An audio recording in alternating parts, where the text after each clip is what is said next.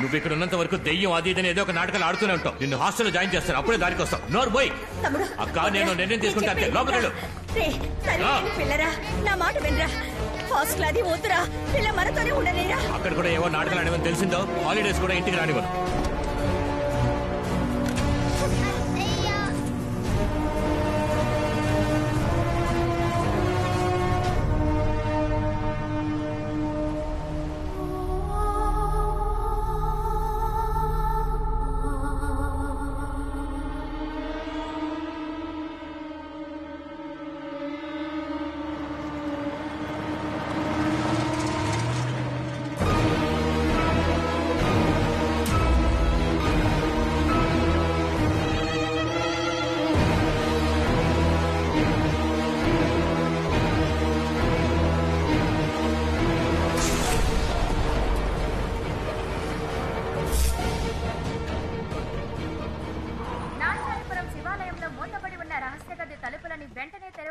Supreme court అవాకైన తీర్పిచ్చింది. ఎన్నో ఏళ్లుగా జరుగుతున్న ఈ కేసులో జమీందార్ రాజశేఖర్ కు ప్రతికూలంగా, ఆ గ్రామ ప్రజలకు అనుకూలంగా తీర్పు వచ్చినందుకు గ్రామస్తులందరూ సంబరం చేసుకుంటున్నారు. 22 ఏళ్లకు మునుపు జమీందార్ రాజశేఖర్ తాళం వేసి ఉంచిన గర్భగుడిలోని రహస్య గది తాళాలను వెంటనే నాంచారపురం జిల్లా కలెక్టర్ కు అందజేయవలసిందిగా కోర్టు తమ తీర్పులో పేర్కొంది.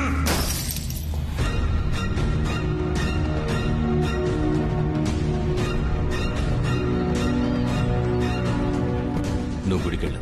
అలాగే.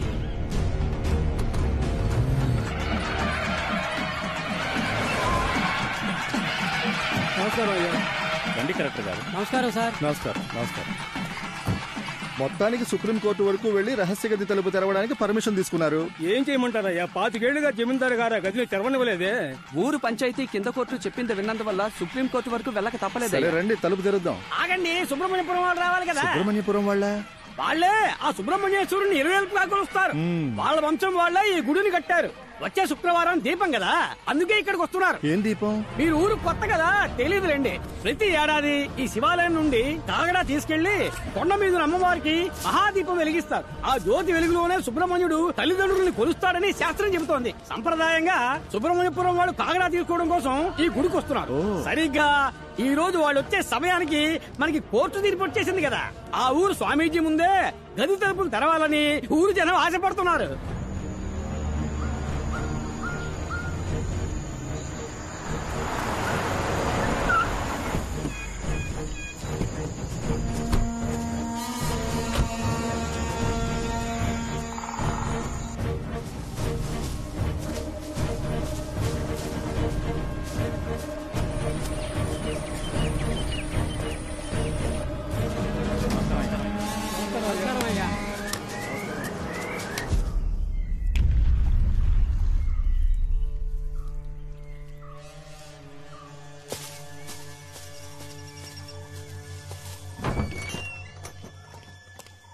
స్వామి, ఏం జరుగుతుందో తెలుసా? తెలుసు. బుద్ధి లేని జనాలు తాళం వేసిన రూమ్ లో కోట్లు విలువ చేసే నగలు బంగారం ఉన్నాయనుకుని కేసుని ఇలా చేసి పారేశారు. అందులో ఉన్నది మట్టిగడ్డే. అందులో ఉన్నది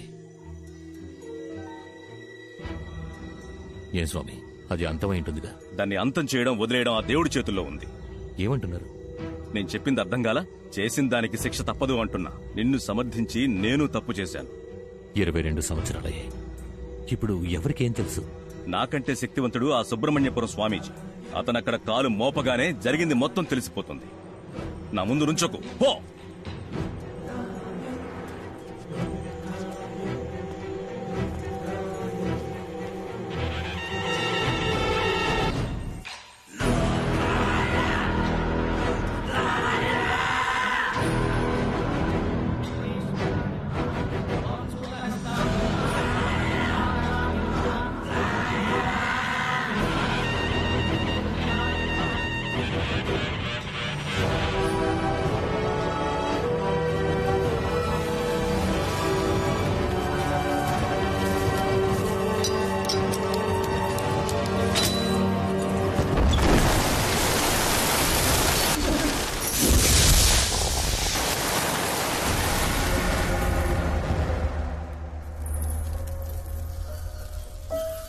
ఈ రూమ్ లో ఏమీ లేదే, ఎందుకు జమీందారు ఇన్నాళ్ళు తాళం వేసి ఉంచారు?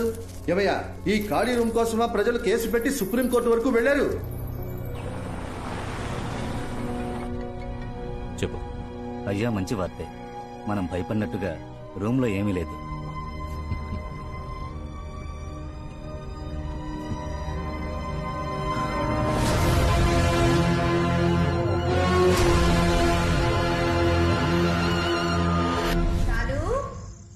ఎక్కడున్నావమ్మా? షాలు, షాలు, షాలు. పిన్ని, ఏంటి? షాలు ఎక్కడైనా మీకు కనిపించిందా? నా మొగుడు ఎక్కడా అని నేనే వెతకలేక చేస్తుంటే నువ్వొకటివి. షాలు,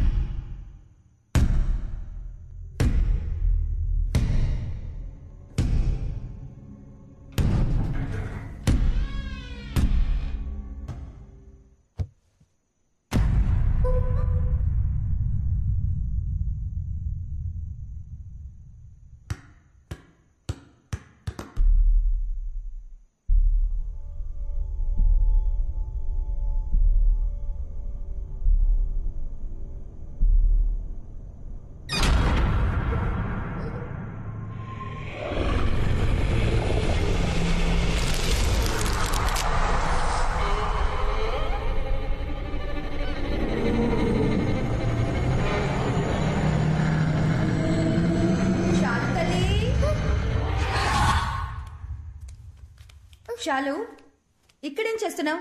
ఈ టేబుల్ కింద దాక్కున్న ఆటలేంటి? నేను ఎంతసేపటి నుంచి వెతుకుతున్నానో తెలుసా?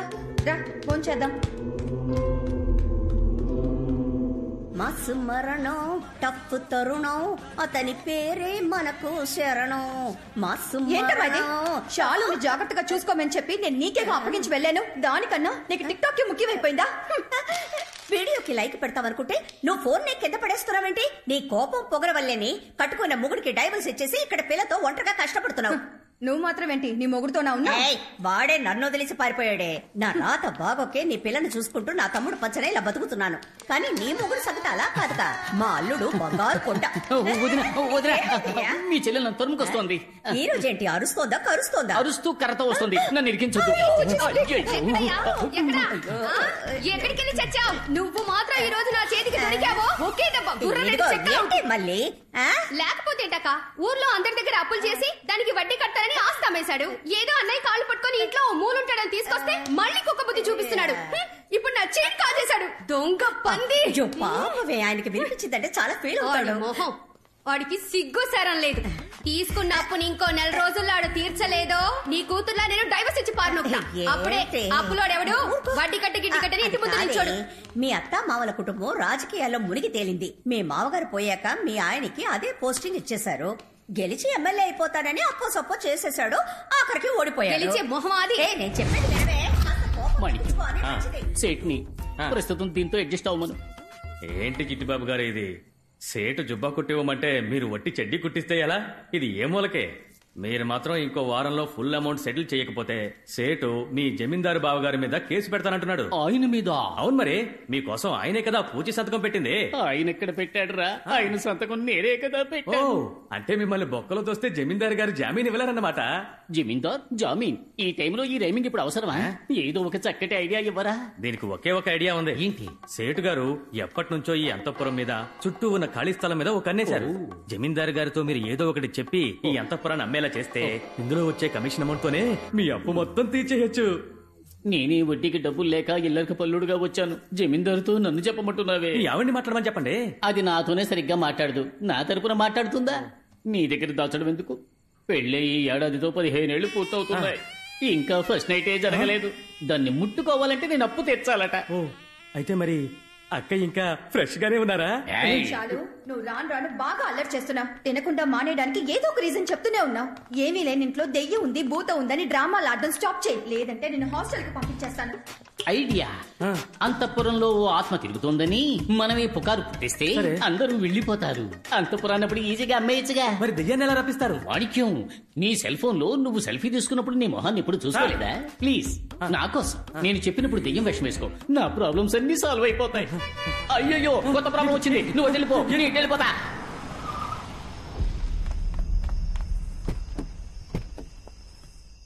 సరే, నువ్వు ఇంటికి వెళ్ళు. అలాగే అయ్యా. సూరి, లైట్ ఆఫ్ చేసి వెళ్ళి పడుకో. అలాగే అయ్యా.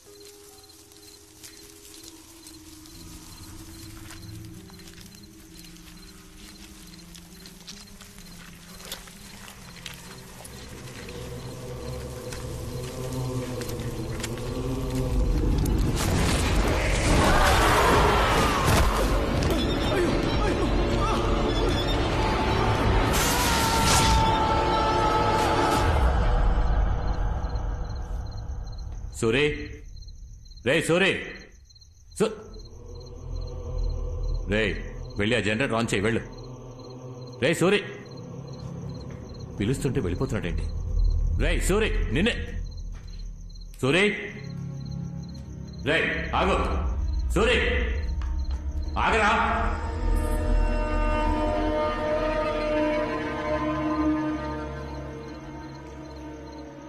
సూరి,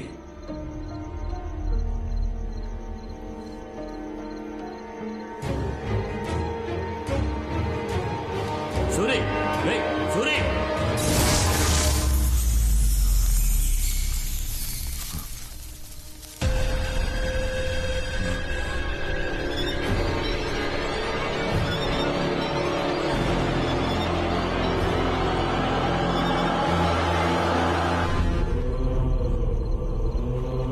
సూరి, నిన్నటి వరకు బాగానే ఉన్నాడే, ఉన్నట్టుండి ఎలా పోయాడు? 40 ఏళ్ళు అంతఃపురంలో విశ్వాసంగా పనిచేశాడు. తలరాత షాక్ కొట్టిపోయాడు.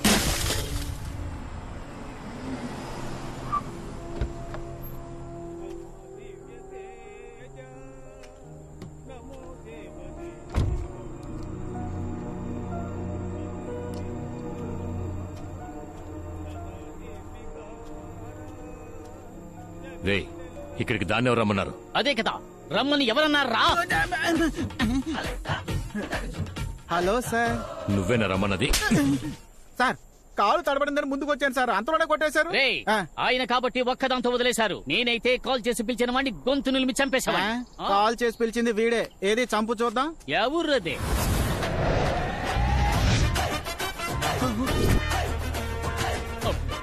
ఏంటి చెయ్యే కాల్ సైజులో ఉంది? అయ్యా, చిన్నమ్మగారు ఎంత మీ కూతురు అయినా చిన్నప్పటి నుంచి ఎత్తుకొని పెంచింది ఆయనే కదా.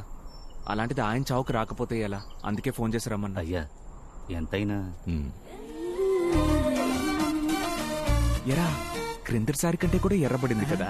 అతడు కొట్టి నా చెంప ఎర్రబడిపోయిందే, నీకు అది అక్కర్లేదు కదా.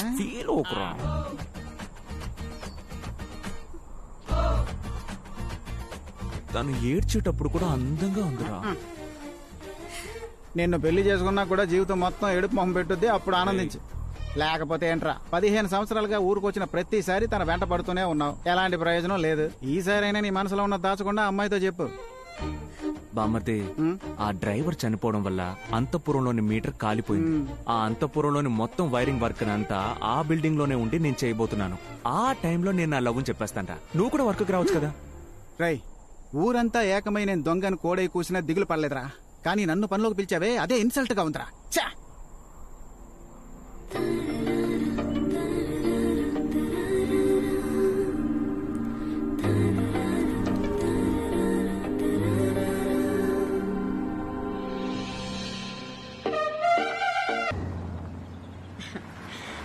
జ్యోతి వచ్చేసింది.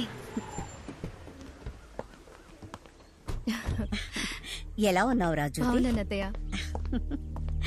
అక్క, ఏంటిదంతా? 6 మాసాల తర్వాత వచ్చింది పాపం, అందుకే హారతి. శ్మశానం నుంచి వచ్చిన దానికి హారతి ఇస్తారా? ఎప్పుడు బయలుదేరుతున్నావు? 2-3 రోజుల్లో. ఏం వచ్చిన పని అయిపోయిందిగా, బయలుదేరచ్చు కదా. జ్యోతి, నువ్వేం ఫీల్ అవ్వకమ్మా. మామయ్య గారి గురించి నీకు తెలియదేముంది. రా లోపలికి వెళ్దాం. నువ్వు రామ్మా. హాయ్ శాలు, చిట్టి తల్లి ఎలా ఉన్నావు? ఇక్కడ ఒంటరిగా కూర్చొని ఏం చేస్తున్నావు? నీకోసం ఏం కొని తీసుకొచ్చినా చూసావా? కిస్ ఇస్తేనే చాక్లెట్.